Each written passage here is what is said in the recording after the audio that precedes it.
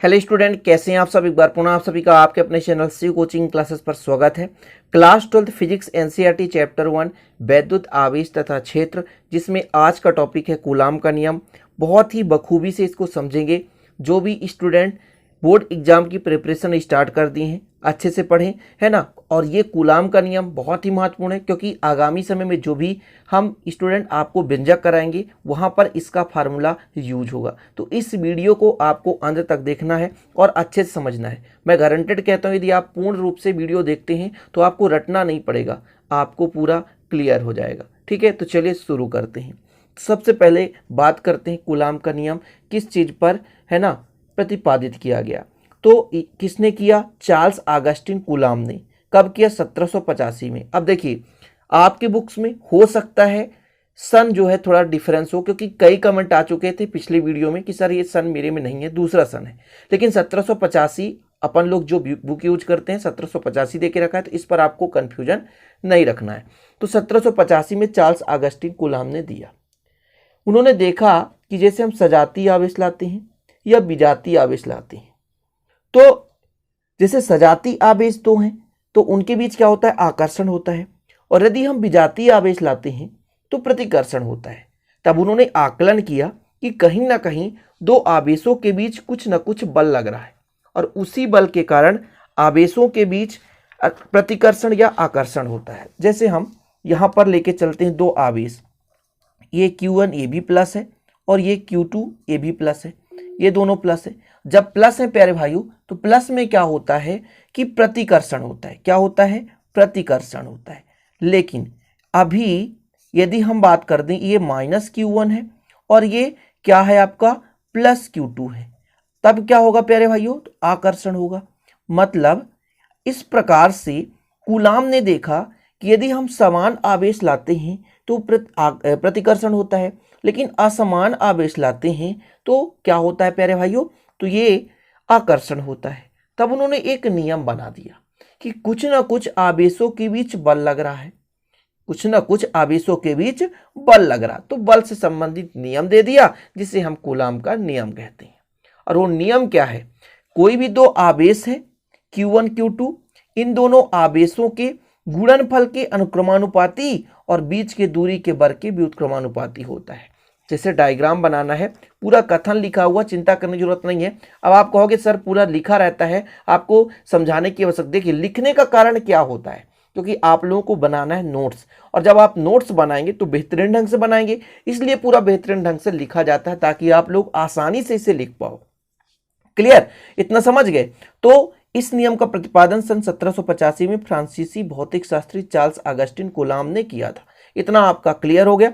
इसके बाद आपको कथन में क्या लिखना है कि दो स्थिर बिंदु आवेशों के बीच लगने वाला बल उन आवेशों के परिमाण के गुणनफल के अनुक्रमानुपाती तथा उनके बीच के दूरी के वर्ग के व्युत्क्रमानुपाती होता है। इतना यदि आप कथन लिख देंगे तो बिल्कुल आपको बराबर नंबर मिलेगा। जरूरी नहीं कि यह बल उन आवेशों को मिलाने वाली रेखा के अनुदिश लगता है, इसको लिखने की आवश्यकता नहीं है, आप व्युत्क्रमानुपाती होता तक लिखेंगे। पहले डायग्राम बना देते हैं प्यारे भाई। यहाँ पर डायग्राम बनाएंगे, दो आवेश है, यहाँ पर एक Q1 आवेश है, ठीक है, और स्टूडेंट कुछ दूरी पर मान के चलते हैं, यहां से यहां तक दूरी कितना है? R है, और यहां पर एक आवेश है, वो आवेश है Q2।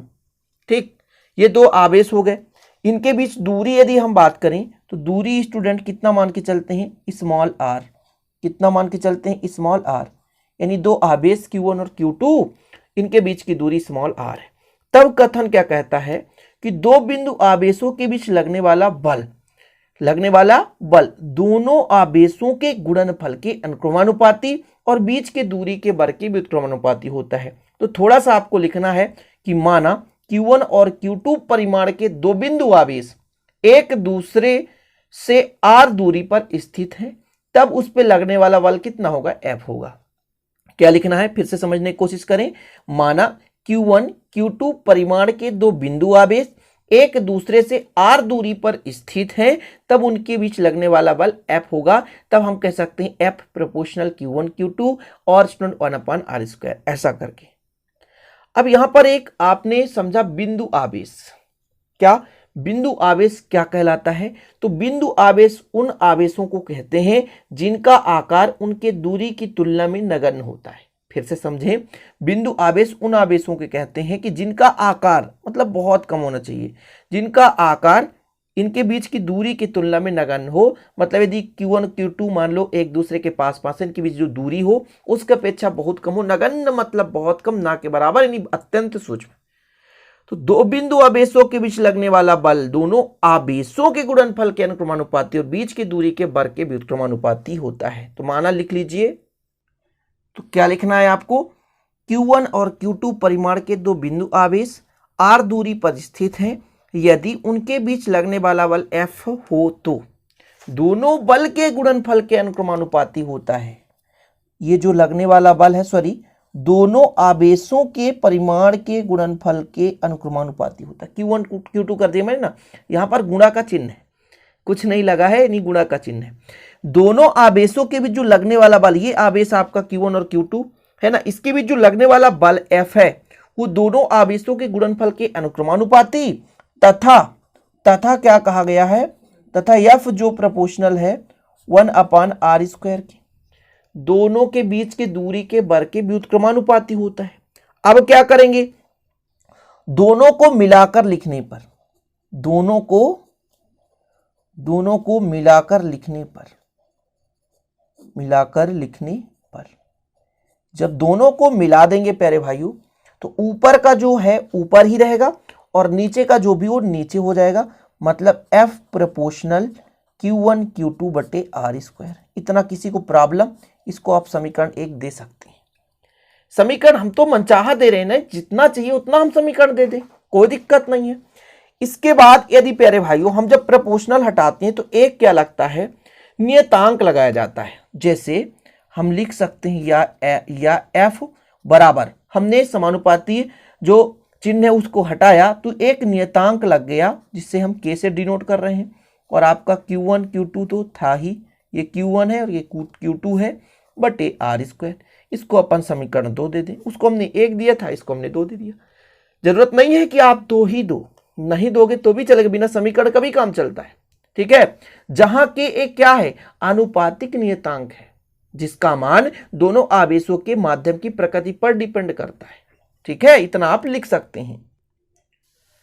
तो लिख लीजिए, जहां के एक आनुपातिक नियतांक है जिसका मान दोनों आवेशों के बीच के माध्यम पर निर्भर करता है।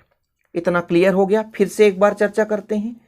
ये जो आवेश था Q1 और Q2 वो r दूरी पर स्थित है। तो कूलाम ने बताया कि जो दोनों आवेशों के बीच लगने वाला बल है वो दोनों आवेश के परिमाण के गुणनफल के अनुक्रमानुपाती और बीच की दूरी के वर्ग के व्युत्क्रमानुपाती होता है। कितना सिंपल है, हमने दोनों को मिला दिया, समानुपाती नियतांक हटा दी, समानुपाती हटाया तो एक नियतांक लग गया जहां पर कि एक आनुपातिक नियतांक है। मतलब कुछ ना कुछ वैल्यू डिपेंड कर रहा है कि जिसका मान रख देने से उसके बल के बराबर हो जाता है। समझ पा रहे हैं, ये किस पर डिपेंड करता है, ये दोनों आवेशों के बीच जो माध्यम रहेगा उस पर डिपेंड करता है। जैसे SI पद्धति में यदि वायु या निर्वात हो तब K का मान होता है 1/4πε0। तो चलिए अब शुरू करते हैं। SI पद्धति में थोड़ा सा चर्चा कर लें इसके आगे। SI पद्धति में आपको हेडिंग डालना है, SI पद्धति में।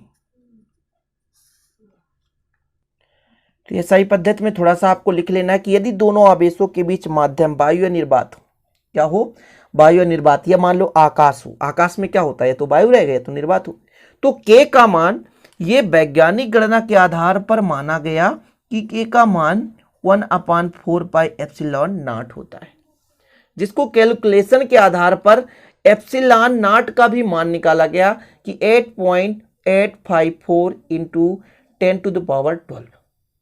ठीक है, और ε0 को क्या कहा गया, जहां ε0 निर्वात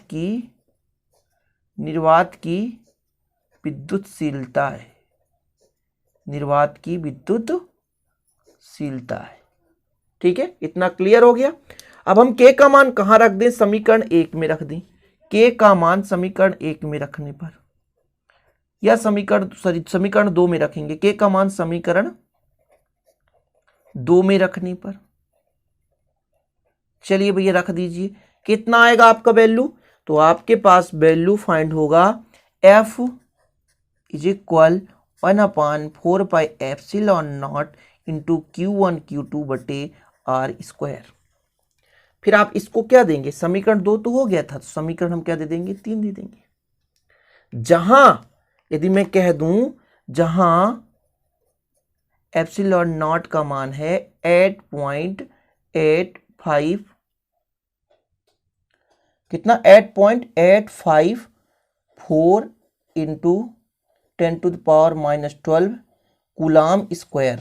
क्या, कूलाम स्क्वायर। अच्छा, इसका जो मात्रक है उसको बिल्कुल गलत नहीं करना है, न्यूटन मीटर स्क्वायर।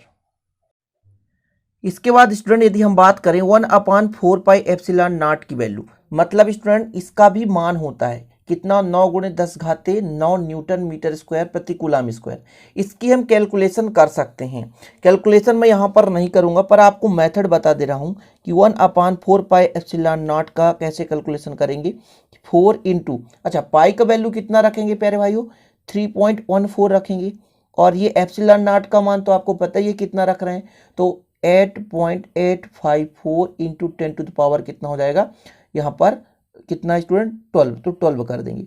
इसका टोटल मल्टीप्लाई करेंगे, फिर 1 से डिवाइड करेंगे, तो लगभग ये प्यारे भाइयों आएगा 9 × 10⁹ न्यूटन, कितना हो जाएगा, मीटर स्क्वायर प्रति कूलाम स्क्वायर। इतना हो गया, इतना क्लियर है। ये अपन कैलकुलेशन कर सकते हैं, बिल्कुल इसका मल्टीप्लाई कर देंगे, फिर इसका मल्टीप्लाई कर देंगे, फिर 1 से डिवाइड करेंगे, लगभग आता है कभी भी, ठीक है। यहां पर अपन टाइम वेस्ट नहीं कर रहे हैं। ये हो गया अपना एसआई पद्धति में। इसी प्रकार सीजीएस पद्धति में आपको निकाल लेना है। सीजीएस पद्धति में क्या होता है भाई, सीजीएस पद्धति में के का मान होता है 1, सिंपल है। सीजीएस पद्धति में के का मान कितना होता है, 1, तो आप लोग लिख सकते हैं। तो इसके आगे आपको लिखना है, यदि आवेशों के बीच माध्यम वायु निर्वात हो तो के का मान कितना होगा, 1। तो समीकरण 2 से, समीकरण 2 आपने देखा स्टूडेंट, समीकरण 2 कितना होता है, F बराबर के का मान 1 हो जाएगा, तो Q1 Q2 बटे आर स्क्वायर, Q1 Q2 बटे कितना हो जाएगा, आर स्क्वायर। ये आपका हो गया सीजीएस पद्धति में। इसको आगे कैलकुलेशन करने की आवश्यकता नहीं है, इतना ही रहने दें, ठीक है। चलिए, इतना हो गया क्लियर। तो ये कूलाम का नियम आपने सीखा। लेकिन स्टूडेंट इससे संबंधित एक और तथ्य है, एकांक आवेश को परिभाषित कीजिए। तो एकांक आवेश को मैं नेक्स्ट वीडियो में आपको समझाऊंगा, ठीक है, जिसमें स्टूडेंट न्यूमेरिकल क्वेश्चन भी लाऊंगा और वहां पर एकांक आवेश को पूरा समझा दूंगा। तो नेक्स्ट वीडियो देखना ना भूलें, जो कि अगले दिन आपके पास अपलोड हो जाएगा। और हाँ, यदि आप बाद में देख रहे हैं तो प्लेलिस्ट विजिट कर लें।